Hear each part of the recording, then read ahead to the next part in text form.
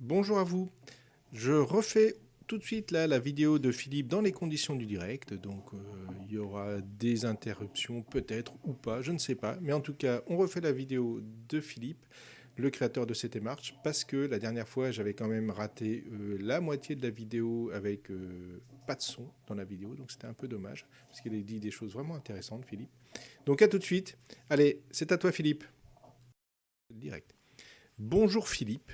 Donc excuse-moi, excusez-moi tous parce que je suis obligé de refaire cette interview, étant donné que j'étais d'une incompétence notoire et j'avais oublié de cliquer sur le bouton. Donc on n'a rien entendu de la première interview. Donc Philippe, s'il te plaît, est-ce que tu peux te présenter? Eh bien, on y retourne. Philippe, je suis à la fois animateur jeunesse et puis là, dans ce qui nous intéresse, c'est plutôt mon travail sur de la création de jeux. Mais je suis aussi entraîneur de basket. Donc, tout ça, vous verrez que ça s'inscrit dans les logiques qui m'ont amené à créer des jeux de société. D'accord.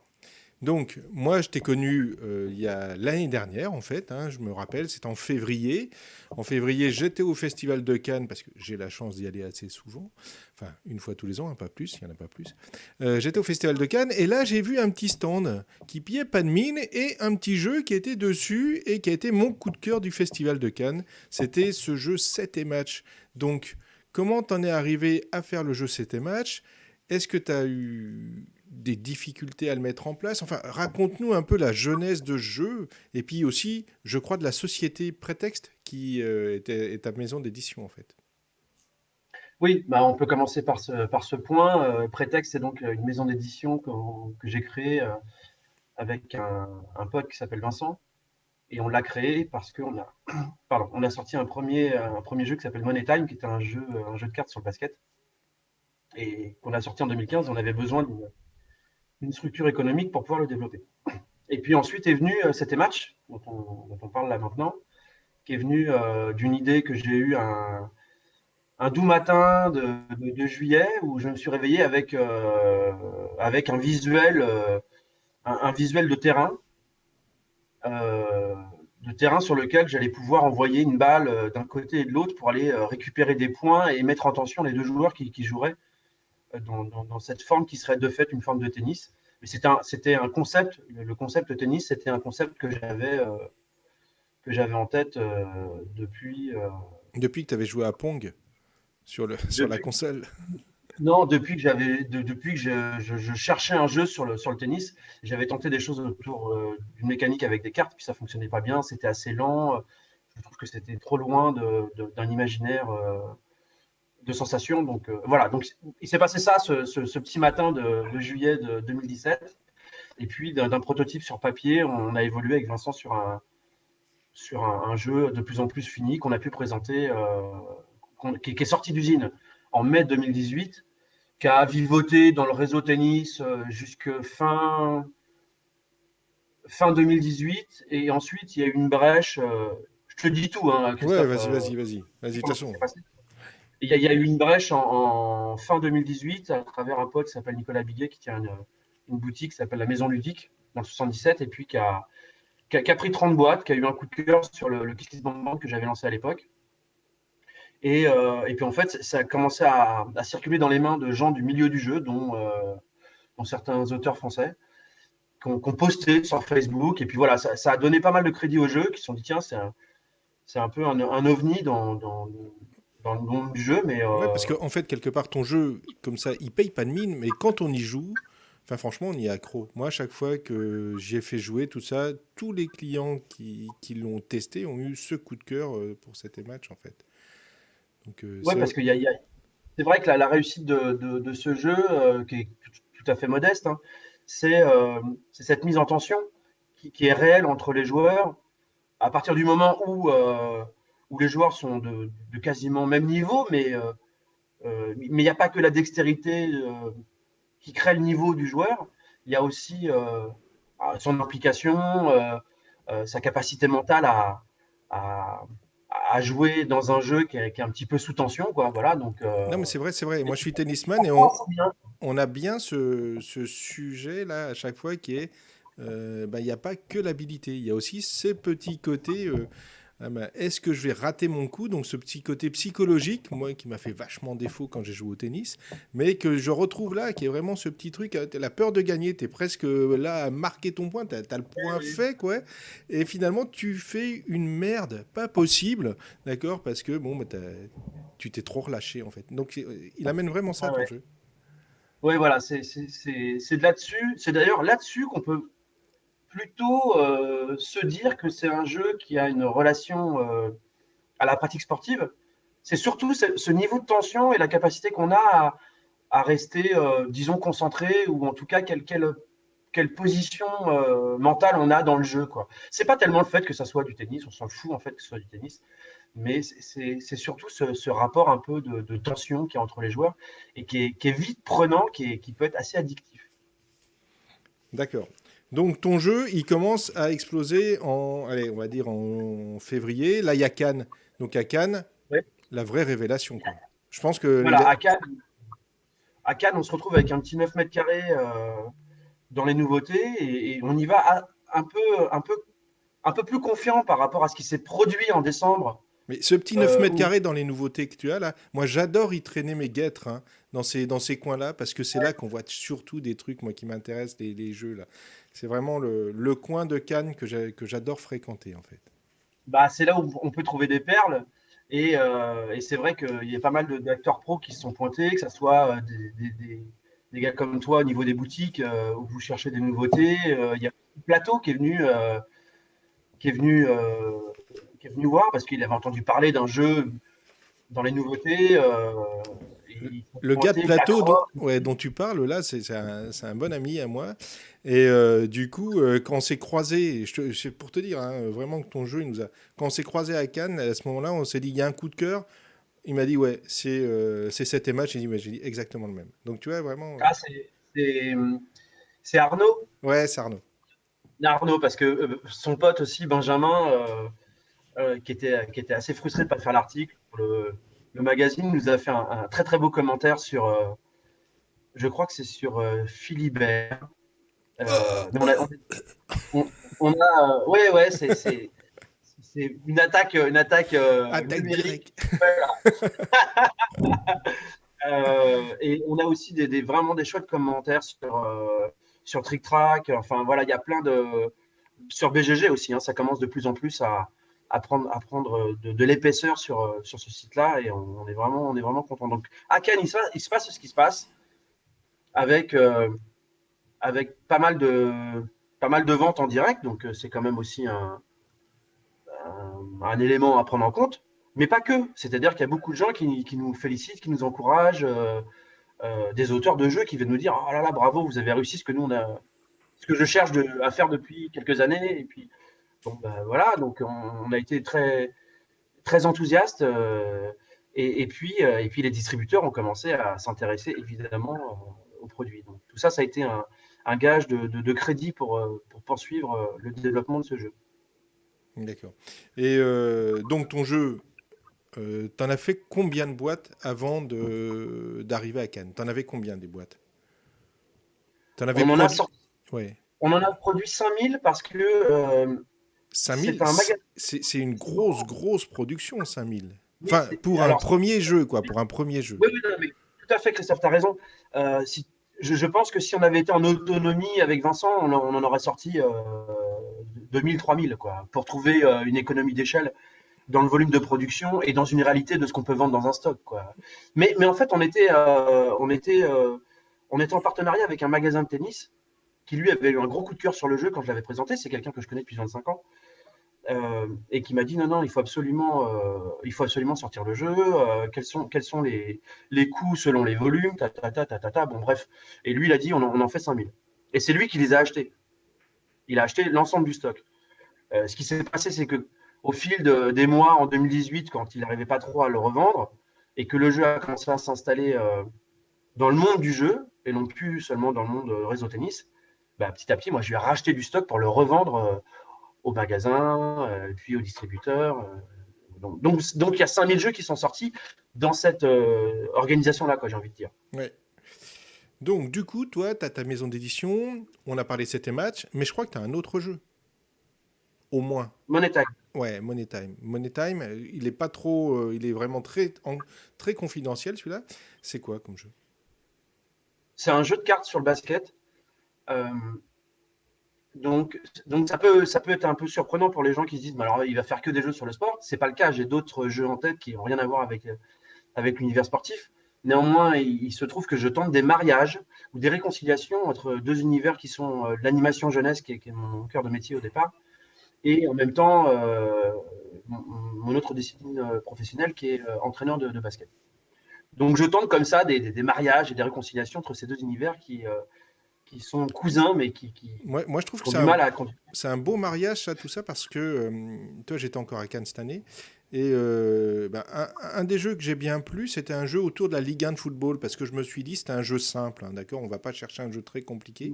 Un jeu simple, mais qui pouvait ramener des personnes qui n'ont pas l'habitude de jouer aux jeux de société, justement. Et c'est pour ça, ces mariages-là, moi, me font toujours plaisir, parce que c'est des choses qui permettent de ramener potentiellement des nouveaux joueurs, quoi. Donc, je Oui, sais pas oui, ce que... oui. Et puis je pense qu'il y a un éducatif à faire aussi auprès de gens qui sont très, très installés dans le sport, qui ont parfois du mal à retrouver les dynamiques ludiques dans les matrices des sports, c'est-à-dire qu'ils ne vivent plus que de la performance et du résultat. Et ça, c'est une tragédie, et j'en parle en connaissance de cause, hein, je suis entraîneur de basket, et je pense qu'il faut absolument permettre à tous les gens qui pensent avoir une vraie sensibilité auprès des sports, comprendre que peut-être leur émotivité, leur sensibilité concerne les matrices ludiques, les ADN ludiques de ces sports, et non pas seulement la dimension du Le résultat de la résultat, quoi. performance. Voilà, donc je trouve que le pari est intéressant. Money Time est donc un pari, ce premier pari mené avec Vincent, qui est un pote basketteur aussi. Et on a fait ce deck building où on vit un match de basket en posant des cartes actions, dribble, passe, écran.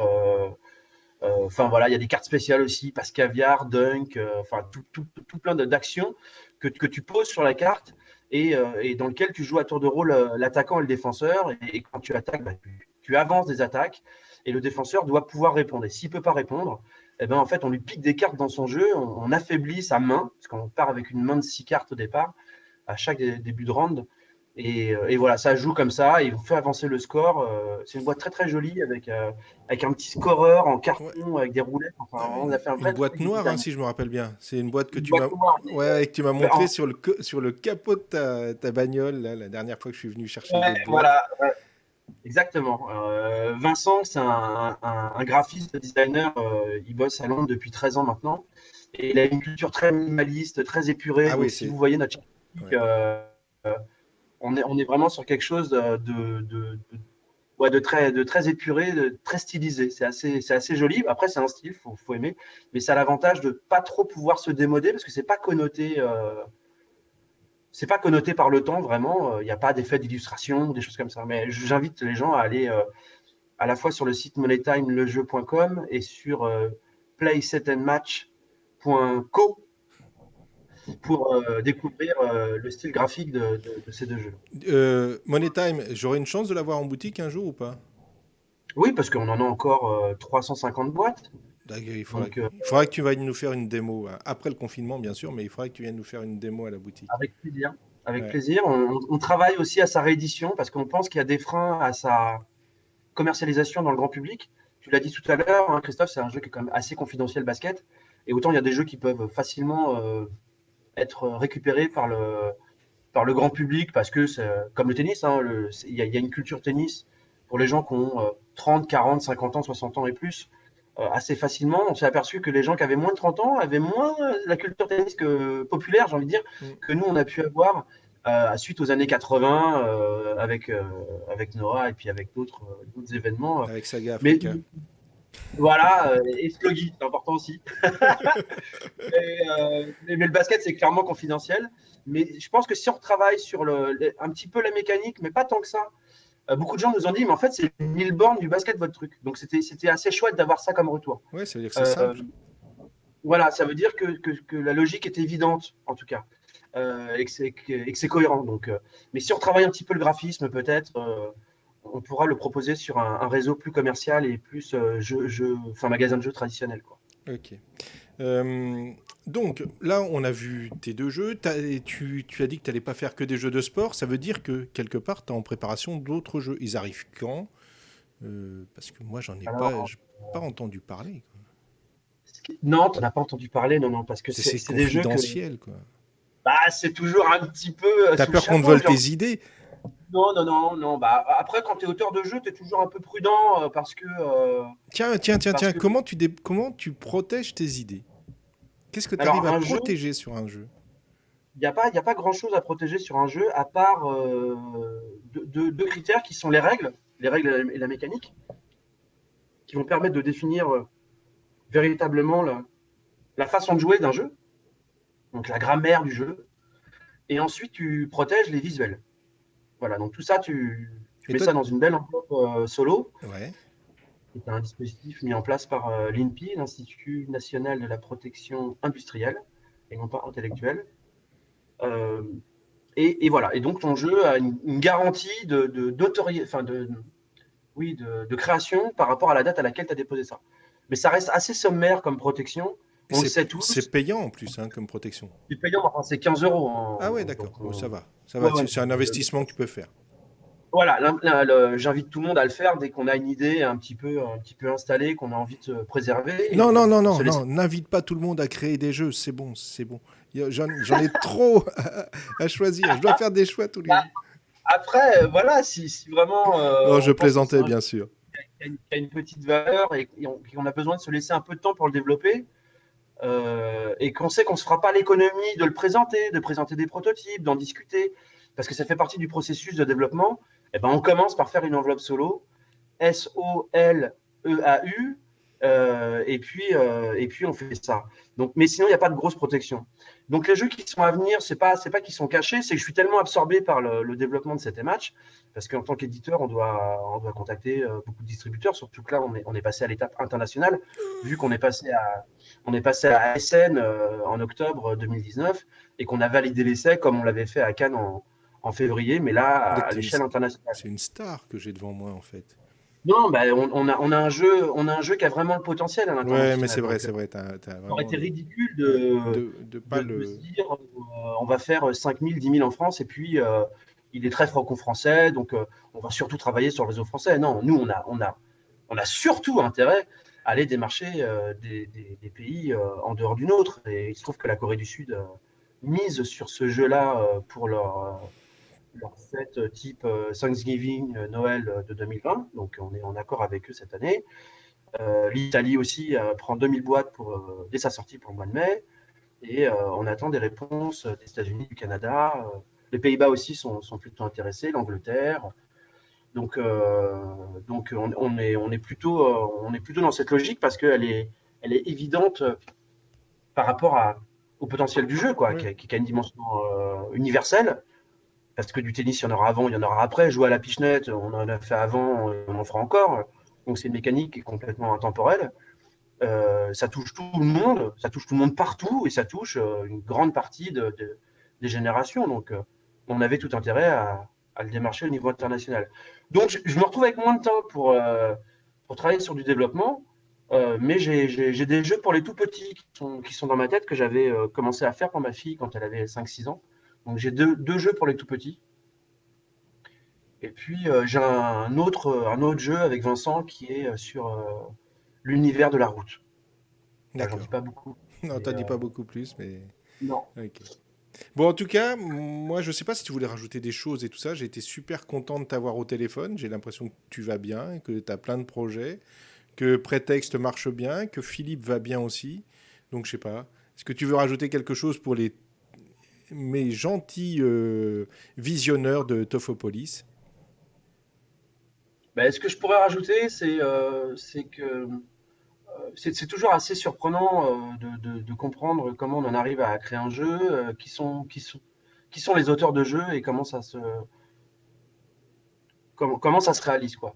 Et ce qu'il faut, enfin moi, l'enseignement que j'en tire de mon expérience, c'est que nous ne sommes que des recueils d'influences, on s'alimente de notre culture propre. Moi, je suis un ancien rôliste, donc j'ai aussi T'as l'âge comme moi, hein. une base Voilà, donc, et c'est vrai que le jeu de rôle, c'est quand même assez singulier comme univers de jeu parce que au-delà d'être ce qu'on a entendu être un geek, en réalité, les rôlistes sont des gens qui sont en perpétuelle création parce qu'on est toujours en développement de notre univers, de nos personnages.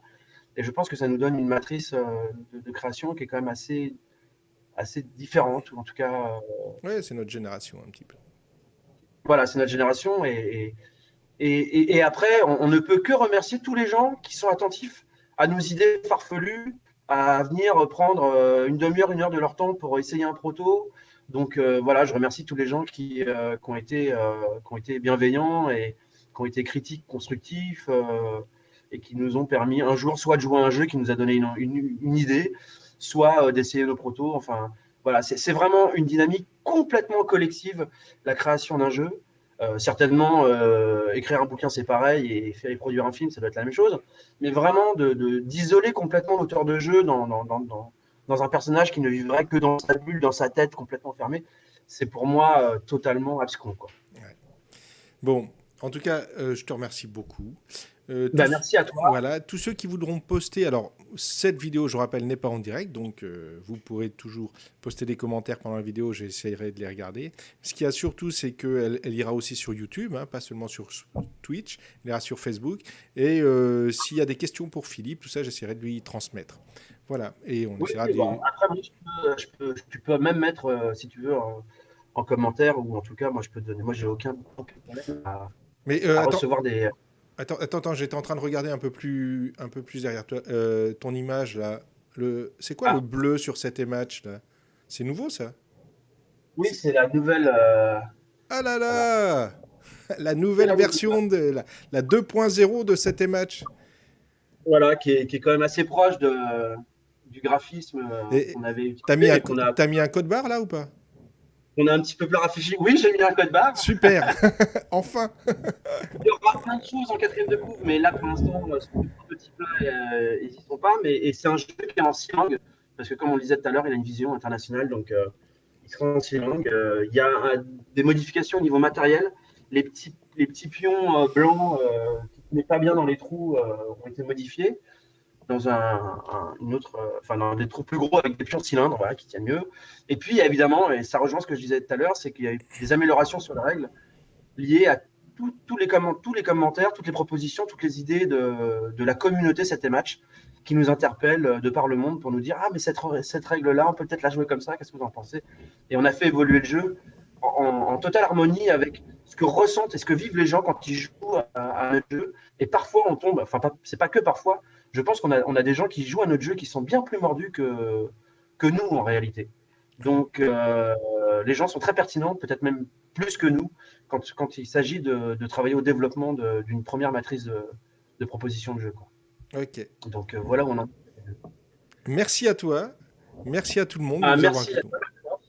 Et puis salutations à tout le monde et au plaisir de se rencontrer. J'organiserai certainement un tour de France avec un petit projet en Belgique évidemment, un petit tour de France 7 match tour pour présenter le jeu, j'espère, courant juin, voilà, dans les barrages. Ouais. Donc je vous tiendrai au courant. Et moi, je vous N'hésitez promets qu'à pas. Tofopolis, je vais mettre en place un tournoi 7 match avec un jeu 7 match à gagner une fois que le confinement sera fini. Voilà. Ah bah avec plaisir, je serai là. Allez, à plus. Bon, Salut Philippe. à très bientôt. À très bientôt.